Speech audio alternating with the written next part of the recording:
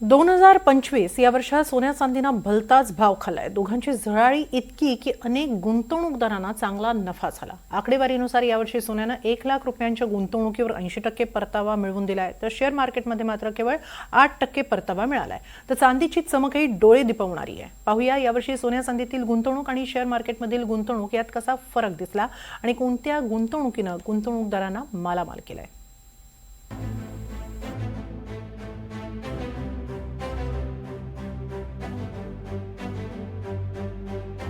यंदा सोन्या चांदीनं दरांचा विक्रमी पल्ला तर गाठलाच, मात्र त्याचबरोबर गुंतवणूकदारांनाही चांगला परतावा मिळवून दिलाय। यावर्षी सोन्यानं 1 लाख रुपयांच्या गुंतवणुकीचे सुमारे 1,80,000 रुपये केले, म्हणजेच 80% परतावा मिळवून दिला।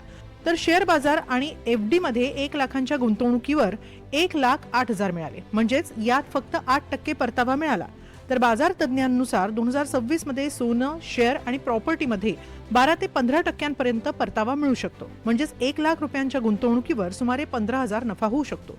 सोन्याबाबत बोलायचं झालं तर सोन्याच्या दरात 2025च्या सुरुवातीपासून ते आतापर्यंत 66% वाढ झाली आणि 48 वेळा नवीन उच्चांक गाठले गेले। वर्षाच्या सुरुवातीला सोन्याचे दर सुमारे 76,500 रुपये प्रतितोळा होते। एप्रिलमध्ये सोन्यानं लाखांचा टप्पा पार केला। ऑगस्ट पर्यंत 24 कॅरेट सोन्याचा दर प्रति 10 ग्रॅम सुमारे 1,02,289 होता। सप्टेंबरमध्ये 24 कॅरेट सोन्याचा दर प्रति 10 ग्रॅम सुमारे 1,14,440 होता।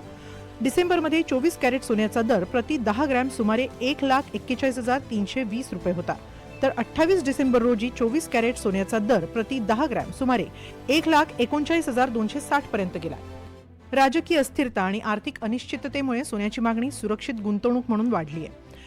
शिवाय भूराजकीय तणाव, रुपया कमकुवत झाल्यानं सोन्याची आयात महागली, तसंच महागाई आणि व्याजदरातील बदलांमुळे देखील सोन्याच्या दरात वाढ होत राहिली आणि गुंतवणूकदारांना यंदाचं वर्ष सोन्यानं चांगली झळाळी मिळवून गेलं। दरम्यान हा दर 1.5 लाखांच्या पुढे जाण्याचाही अंदाज आहे। सोन्यामध्ये गुंतवणूक करताना प्रतिष्ठित ज्वेलर्सकडून गोल्ड, सिल्वरची नाणी किंवा दागिने खरेदी करू शकता येते, असं तज्ज्ञ सांगतात। दुसरीकडे सध्याच्या दरावरून गुंतवणूकदारांना 12 ते 15% परतावा मिळू शकतो, असंही तज्ज्ञांचं म्हणणं आहे। सोन्यानं गेल्या 5 वर्षात सुमारे 180%हून अधिक परतावा दिलाय। 2021 मध्ये सोन्याचे दर होते 48,500 रुपये, यात 1,000 रुपयांची घट होती, 2% घट झाली।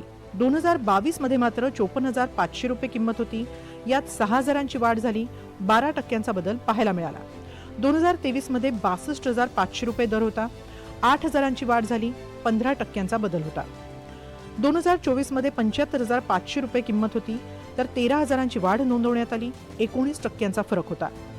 2025 मध्ये सोनं 1,35,500 पर्यंत गेलं, यात 59,500 रुपयांची वाढ पाहायला मिळाली, तर बदल होता 79%। तर चांदीमधील वाढती गुंतवणूकही यंदा आश्चर्यकारकरित्या वाढली आहे। चांदीचे दरही लाखाच्याच घरात पोहोचले। डिसेंबर 2020 मध्ये चांदी 56,000 रुपये प्रति किलोच्या आसपास होती, आता चांदी 2,30,000 रुपये प्रति किलोच्या आसपास विकली जाते। एकूणच चांदीनं गेल्या 5 वर्षात 300%हून जास्त परतावा दिलाय, अर्थात सोन्याहून अधिक। 2021 मध्ये चांदीचे दर होते 62,000, मात्र यावर्षी 6,000ची घट पाहायला मिळाली, 9%ची घट होती। 2022 मध्ये मात्र चांदीचे दर 68,000पर्यंत गेले, 6,000ची वाढ पाहायला मिळाली, 10%चा बदल दिसला। 2023 मध्ये 78,000पर्यंत चांदी गेली, 10,000ची वाढ दिसून आली, तर 15%चा बदल पाहायला मिळाला। 2024 मध्ये चांदीचे दर 86,000 झाले, 8,000ची वाढ पाहायला मिळाली, 10%चा बदल दिसला। तर 2025 मध्ये मात्र चांदीचे दर 2,28,000पर्यंत गेले, म्हणजे सुमारे 1,42,000पर्यंत वाढ पाहायला मिळाली आणि बदल होता सुमारे 165%चा। 2000 या वर्षाचा विचार करत असता तर सोन्याने चांगल्या पद्धतीचे रिटर्न, इव्हन आपण दिवाळीचा जरी विचार केला, दिवाळी ते आता एक साधारण 1.5 महिना दिवाळी आपली संपलेली असेल, पण आता सुद्धा रिटर्नचा जर विचार केला तर चांगल्या पद्धतीचे रिटर्न सोन्याने दिलेले आहे। आजचा बाजाराचा विचार करता, जळगाव बाजाराचा विचार करता तर 2,52,000 रुपयापर्यंत चांदीचा दर विथ GST गेलेला आहे आणि 1,45,000पर्यंत विथ GST सोन्याचे दर गेलेले आहे। ही वाढ जर आपण याचा विचार करता, त्याच्यासाठी बरेच कारणे हे आहेत ज्याच्यामुळे वाढ झालेली आहे। एक तर आंतरराष्ट्रीय जागतिक देशातील ज्या काही बँका आहेत त्यांनी आंतरराष्ट्रीय स्तरावरती मोठ्या प्रमाणात सोन्या चांदीची खरेदी केलेली आहे। दरम्यान चांदी ही पुढील वर्षी गुंतवणूकदारांना निराश करणार नाही अशी शक्यता आहे, कारण यावर्षी चांदी 2,70,000 रुपये प्रति किलोच्या पुढे जाऊ शकते. म्हणजेच यातही सोन्याप्रमाणेच 15% जास्त परतावा मिळू शकतो. यामागची नेमकं कारण विचार केला असतात की एक तर युद्धजन्य परिस्थिती, आपण आधीच्या काळाचा विचार केला असता युद्धजन्य परिस्थिती, राजकीय अस्थिरता, ह्या बऱ्याच गोष्टी आणि डॉलरची जी काही कमकुवत, डॉलरचं जे मूल्य आहे, रुपयाचं जे मूल्य आहे ते डॉलरच्या तुलनेत ते कमी होत आहे आणि डॉलरच्या ज्या काही हालचाली चालू होत्या त्यामुळे सुद्धा हे सोन्याचे दर हे वाढलेले आहेत. अशाच पद्धतीनं जर ही भाववाढ होत गेली तर येत्या 2026मध्ये सुद्धा सोन्या चांदीचे दर हे वाढण्याची शक्यता आहे. दुसरीकडे बाजारातील गुंतवणुकीतून मात्र गुंतवणूकदारांना सोन्या चांदी इतका मोठा परतावा मिळालेला नाही. थेट कंपन्यांचे शेअर्स खरेदी करून गुंतवणूकदार जास्त परतावा मिळवू शकतात. मात्र यात धोकाही अधिक असतो. बाजारातील घसरण, कंपनीच्या विशिष्ट समस्या, मोठ्या चढ उतारांमुळे संशोधन आणि योग्य वेळेची गरज असते. चुकीची निवड केल्यास मोठं नुकसान होऊ शकतं.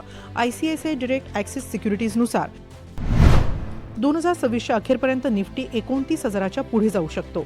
म्हणजे सध्याच्या 26,000च्या पातळीपासून 12 ते 15% परतावा शक्य आहे. दीर्घकाळात इक्विटीमधून 12 ते 15% वार्षिक परताव्याची अपेक्षा आहे. दरम्यान गेल्या 5 वर्षात निफ्टीनं 90% परतावा दिला, 3 वर्षात निफ्टीनं 45% तर वर्षभरात 10% परतावा दिलाय. त्यामुळे 2026मध्ये सोन्या चांदीसह शेअर बाजारात गुंतवणूक करताना गुंतवणूकदारांनी जागतिक बाजाराची स्थिती, राजकीय स्थिती असा सर्वंकष विचार करून गुंतवणूक करावी असा सल्ला गुंतवणूक तज्ज्ञ देत आहेत. मात्र यंदा तरी सोन्या चांदीनं 2025मध्ये गुंतवणूकदारांना मालामाल केलंय आणि हा ट्रेंड 2026मध्येही राहणार असल्यानं सोन्या चांदीचे दरही नवा उच्चांक गाठण्याची शक्यता नाकारता येत नाही. Bureau report, NDTV Marathi.